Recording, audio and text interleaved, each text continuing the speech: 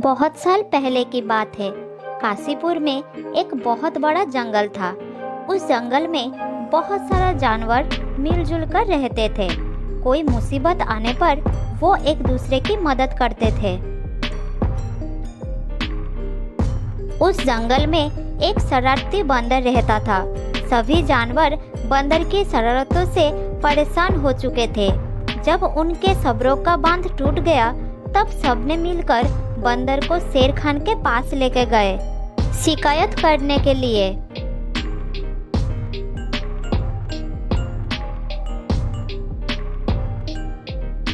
महाराज, हम इस बंदर की रोज रोज की इस हरकत से परेशान हो चुके हैं। इसने हमारी नाक में दम कर रखा है महाराज। महाराज, उस बंदर की वजह से कई बार मेरा घोंसला टूटा और मेरी बहुत सारा अंडे इसकी वजह से फूटी भी है। इस बंदर का कुछ कीजिए। तुम लोग मुझ पर बेवजह इल्जाम लगा रहे हो। मैं तो थोड़ा बहुत हंसी मजाक करता हूँ। मजाक करना कोई अपराध तो नहीं है महाराज। बंदर, तुम जंगल में रह रही हो, शहर में नहीं। अगर तुम्हारी हंसी मजाक से सबको तकलीफ हो रही है तो तुमको सजा मिलेगी। मैं तुमको इस जंगल से चले जाने का आदेश देता हूँ। आज शाम होने तक तुम इस जंगल को छोड़कर चले जाना। इसी में तुम्हारी और सबकी भलाई है। शेर खान की बात सुनकर बंदर को बहुत बुरा लगा, लेकिन वो शेर खान का बात टाल नहीं सकता था। इसलिए वो शाम होने से पहले ही जंगल से निकल गया। चलते चलते वो जंगल से थोड़ा बाहर आ गया, जहाँ इंसानों का आना जाना था। जानवर वहाँ बहुत कम जाते थे। उस शेर खान और जंगल के जानवरों से तो मैं बदला लेकर ही रहूंगा। मुझे इस तरह झूठा इल्जाम लगाकर जंगल से बाहर निकल के अच्छा नहीं किया। वो हड़बड़ाता हुआ चला जा रहा था। थोड़ी दूर जाने के बाद उसको एक पतीला नजर आया जो नीले रंग से आधा भरा हुआ था। ये कौन सी चीज है, बंदर समझ नहीं पाया। ये क्या है? लगता है ये इंसानों का इस्तेमाल करने की कोई चीज होगी। कोई खाने का चीज भी हो सकता है। मुझे अच्छी तरह से देखना होगा। ये कहकर वो उस पात्र के ऊपर चढ़ गया।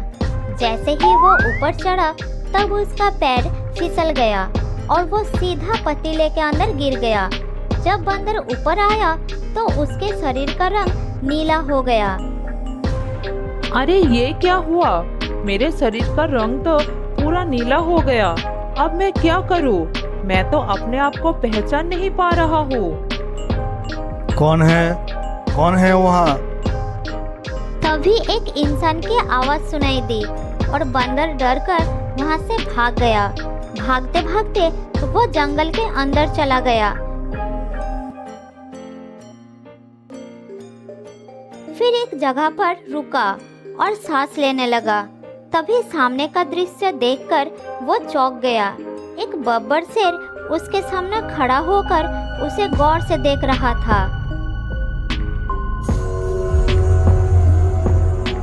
अरे शेर भाई, रुको रुको, मुझ पे हमला मत करो। मुझे माफ कर दो। मुझे मत मारना। मैंने आपको पहचान लिया है डमरू जी। बताइए, मैं आपकी क्या सेवा कर सकता हूँ? बब्बर शेर भी बंदर का अजीब सा रंग देखकर डर गया और बंदर डमरू नाम सुनकर मन ही मन सोचने लगा। अरे डमरू तो वही जानवर है जिसके बारे में हर जंगल में चर्चा है। वो एक ऐसा जानवर जो अकेले ही कई शेर को मार दिया करता था। लेकिन ये मुझे डमरू क्यों समझ रहा है? ये सोचकर उसने खुद पर अच्छे से ध्यान दिया और सब समझ गया। अच्छा, मैं नीले रंग से रंग चुका हूँ, इसीलिए ये मुझे पहचान नहीं पाया और डमरू समझ लिया है। अब आएगा मजा। ठीक है, मैं तुमको मारूंगा नहीं, लेकिन आज से मेरे सेवक बनकर रहोगे। मैं जो आदेश दूंगा वही करोगे, ठीक है? आप जैसा कहोगे मैं वही करूंगा। आपका सेवक बन के रहूंगा, बस मुझे मरना मत। ठीक है, मुझे अपनी पीठ पर बैठा लो और शेर खान के जंगल ले चलो।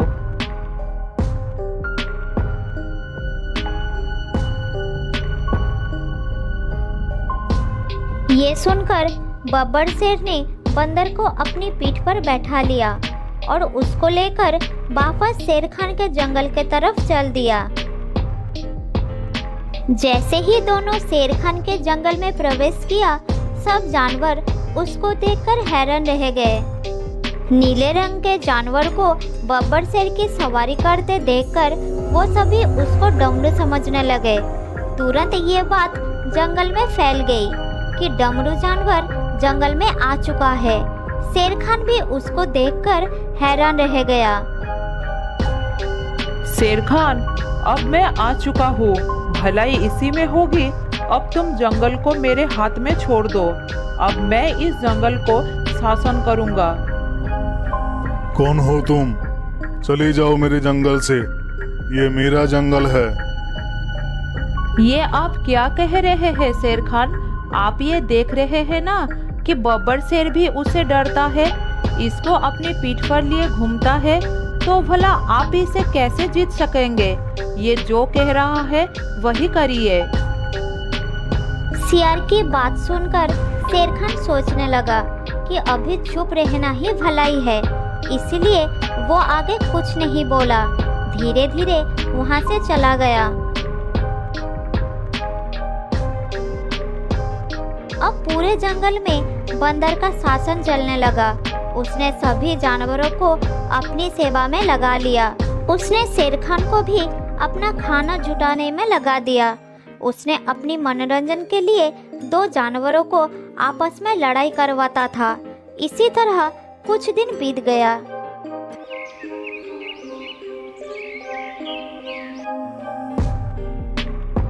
एक दिन छोटू हाथी अपना दोस्त रामू से मिलने आया। फिर दोनों बात करने लगे।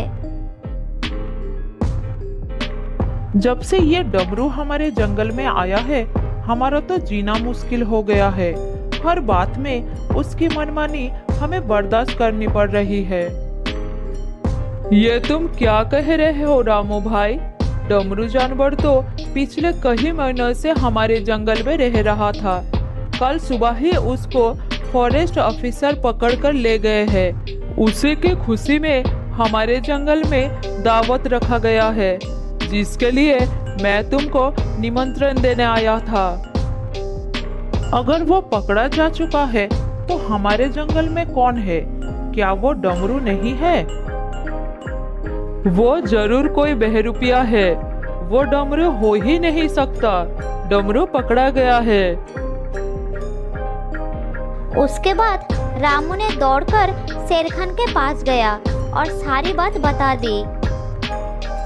शेर खान, वो डमरू नहीं, डमरू को फॉरेस्ट ऑफिसर ने पकड़कर ले गए हैं। हमारे साथ डमरू बनकर जो रह रहा है वो कोई बहरूपिया है। अगर वो कोई और है तो हम उसको पहचान क्यों नहीं पा रहे? महाराज, मैंने एक चीज गौर से देखा है। दिन वो दिन उसका रंग हल्का हो रहा है।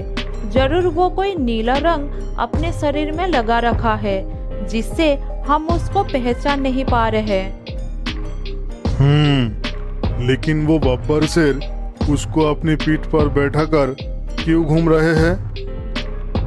मतलब वो भी उसकी सच्चाई नहीं जानता। लेकिन अब हम एक योजना बनाएंगे, उससे उसकी असलियत सामने आ जाएगी। ये कहकर रामू ने सबको अपनी योजना के बारे में बताया, जिसको सुनकर सभी खुश हो गए। फिर योजना के अनुसार सियार डमरू के पास गया और कहा, डमरू महाराज, रामू हाथी आपसे लड़ना चाहता है। उसने कहा कि वो आपको खत्म करके ही रहेगा। वो आपकी गुलामी नहीं सहेगा। ये सुनकर बंदर डर गया और अपनी डर को छुपाते हुए बोला, वो छोटू हाथी मुझे क्या मारेगा? उसको तो मेरा नौकर ही मार देगा। मुझे उसे लड़ाई करने की कोई जरूरत नहीं। ठीक है महाराज, आप मेरे साथ चलिए।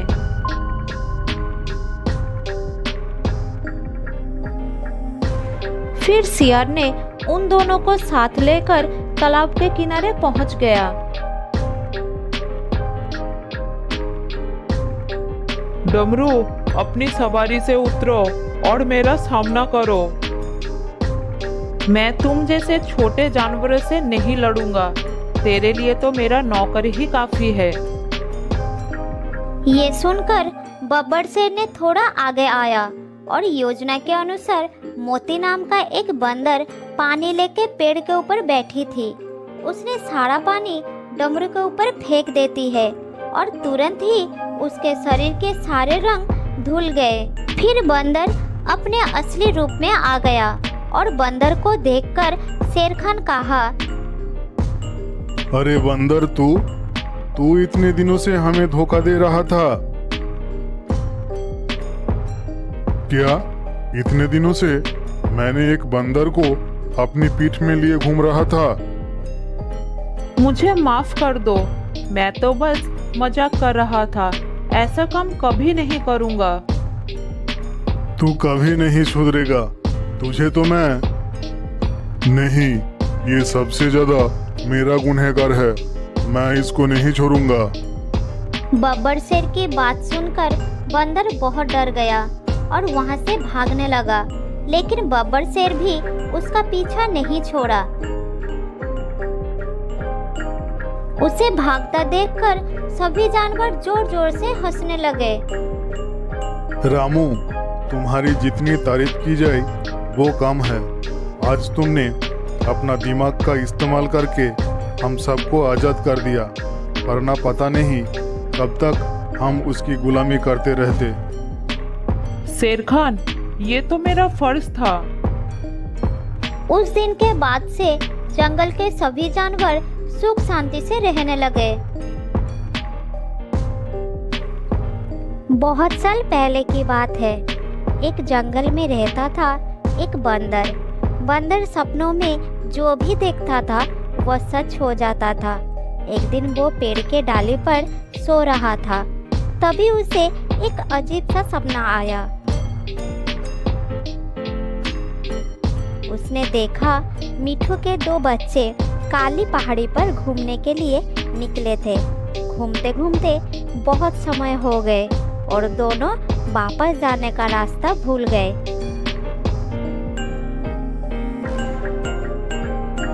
भाई, शाम होने वाली है। मुझे तो वापस जाने का रास्ता ही समझ नहीं आ रहा। यहाँ से तो सारे पेड़ एक जैसे दिख रही है। मुझे बहुत डर लग रहा है भैया। अब हम यहाँ से कैसे वापस जाएंगे? तभी अचानक बंदर का सपना टूट गया और उसने बोला, अरे बाप रे, समझ नहीं आया। सपने में मुझे मिठू के बच्चे क्यों दिखाई दिए? खैर छोड़ो, सपना ही तो था। तभी मिठू तोता परेशान होकर उसके पास आया।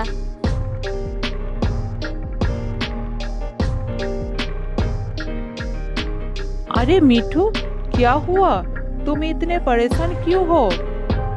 अरे बंदर भैया, मेरे दोनों बच्चे एक साथ घूमने निकले थे। शाम होने वाली है, अभी तक दोनों वापस नहीं आए। क्या तुमने उन्हें कहीं देखा? ये सुनकर बंदर सोच में पड़ गया और फिर बोला, तुम्हें सुनने में तो अजीब लगेगा, लेकिन मुझे अभी एक सपना आया था जिसके अंदर मुझे दिखाई दिया कि तुम्हारे दोनों बच्चे काली पहाड़ी पर है और वापस आने का रास्ता भूल गए हैं। क्या तुमको ये सब सपने में दिखाई दिया? हाँ मिठू बहन, लेकिन समझ नहीं आ रहा है कि मुझे ये सपना क्यों आया। हो सकता है तुम्हारा सपना सच हो। मैं अपनी बच्चों को ढूंढने जा रही हूँ। ये कहकर मिठू वहाँ से उड़ गई और तेजी से उड़कर काली पहाड़ी पर पहुँच गई। वहाँ उसको वो दोनों मिल गए। तुम दोनों जल्दी से मेरे साथ चलो और कभी भी इस पहाड़ी पर मत आना। फिर तीनों उड़कर बंदर के पास पहुंचे।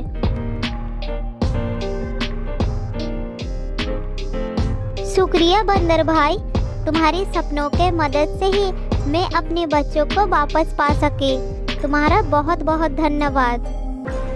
ये सुनकर बंदर को यकीन नहीं हुआ।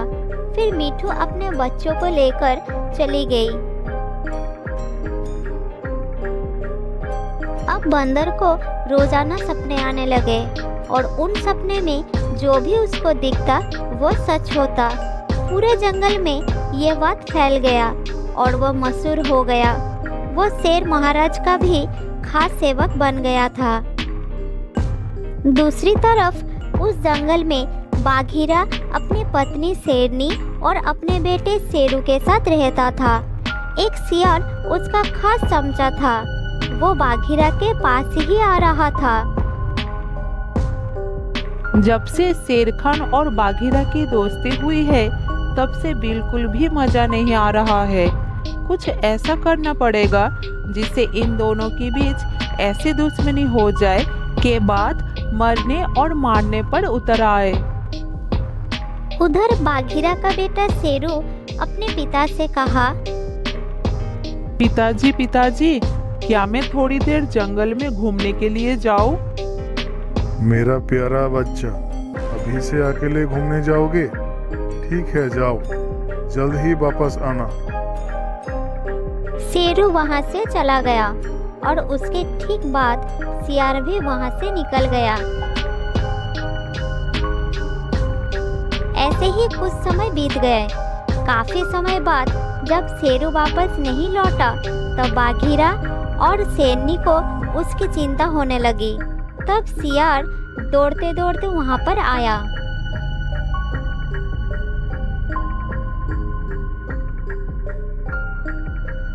महाराज, शेर खान ने आपके बेटे शेरू का शिकार कर लिया। मैंने अपनी आंखों से देखा।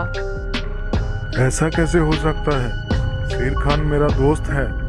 शेर खान ऐसा नहीं कर सकता। मैं झूठ नहीं बोल रहा हूँ महाराज। आप चाहे तो मेरे साथ चलकर देख सकते हैं। ठीक है, चलो। सियार उन दोनों को एक जगह पर ले गया जहाँ जमीन पर खूब सारा खून पड़ा था और कुछ मांस के टुकड़े भी पड़े थे। ये खून और मांस हमारी शेरू का ही है। अच्छी तरह से देखिए महाराज। ये कहकर सियार रोने लगा। बाघीरा और शेरनी का भी आंखों में आंसू आ गया।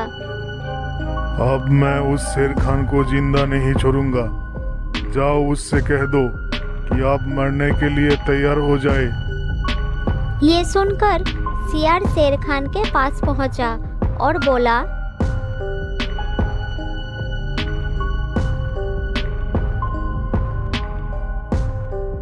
महाराज, बाघीरा और उसके पत्नी आपके ऊपर हमला करने वाले हैं। अगर आप हार मानकर ये जंगल उनके हवाले कर देंगे तो आप पर वो हमला नहीं करेंगे।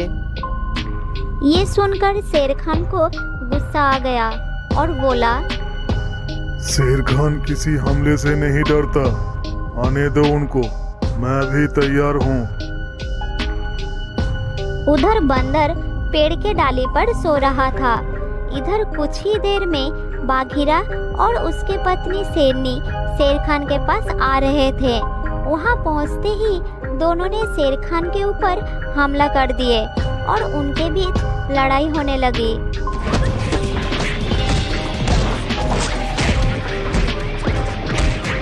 उधर बंदर सपना देख रहा था।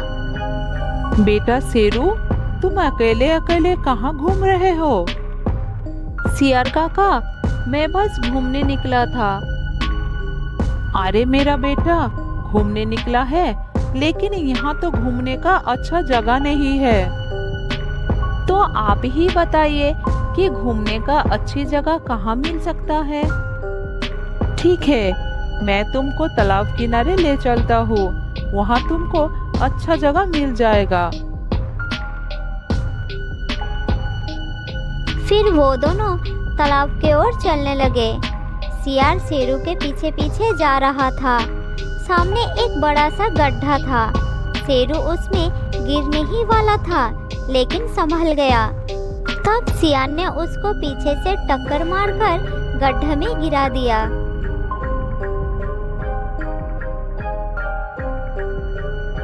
अब होगी शेर खान और बाघीरा के बीच लड़ाई। बहुत मजा आएगा। इतना सपना देखने के बाद अचानक बंदर की आँख खुल गई और उसने देखा शेर खान और बाघीरा के बीच भयानक लड़ाई चल रहा है। तब बंदर पेड़ से उतरकर लड़ाई के स्थान पर गया और कहा,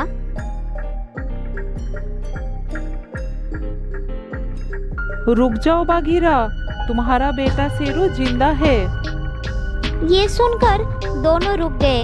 तब बाघीरा ने उसे कहा, ये क्या कह रहे हो तुम? क्या तुम सच कह रहे हो? हाँ, मैंने अभी अभी सपने में देखा है। मेरा सपना कभी भी झूठ नहीं होता। सियार ने तुम्हारे बीच लड़ाई कराने के लिए शेर को एक गड्ढे में गिरा दिया और तुमको किसी और जानवर की लाश दिखाकर ये बोल दिया कि शेर खान ने शेरू का शिकार की है। ये सुनकर सियार बहुत डर गया। बाघीरा ने उसकी तरफ गुस्से भरी आंखों से देखा और बंदर से कहा, बंदर भाई, अगर तुम उस गड्ढे के बारे में जानते हो तो अभी वहाँ लेकर चलो। उसके बाद ही पता चलेगा कि सच क्या है। ठीक है, चलो, मैं तुम्हें उस जगह पर ले चलता हूँ। उसके बाद वो सभी उस गड्ढे के तरफ चलना शुरू किए। बंदर आगे आगे चल रहा था और बाकी सब पीछे पीछे। सियार भी उसके साथ जा रहा था और जैसे जैसे गड्ढा करीब आ रहा था, सियार की हालत खराब हुई जा रही थी, लेकिन वो अब वहाँ से भाग भी नहीं जा सकता था।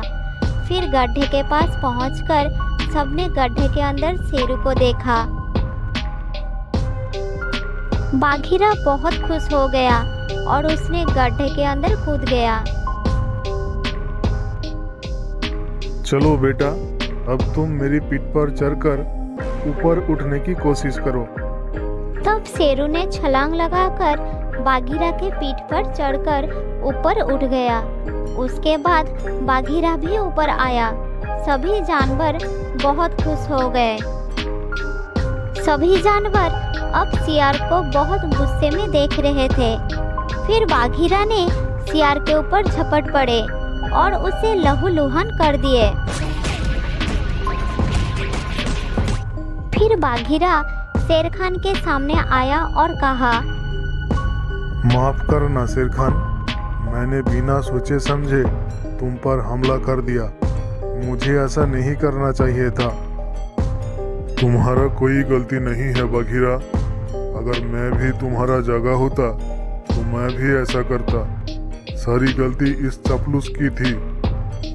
मुझे माफ कर दीजिए महाराज, मैं फिर कभी ऐसा काम नहीं करूँगा।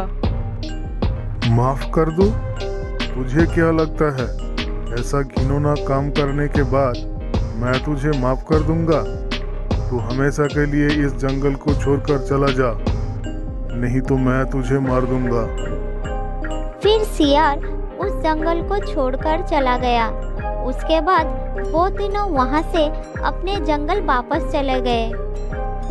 शेर खान ने बंदर का शुक्रिया अदा किया, क्योंकि उसकी वजह से इतनी बड़ी मुसीबत ढल गई। बंदर को अभी भी सपने आते हैं और वो अपने सपनों के जरिए किसी तरह जानवरों की मदद किया करता है।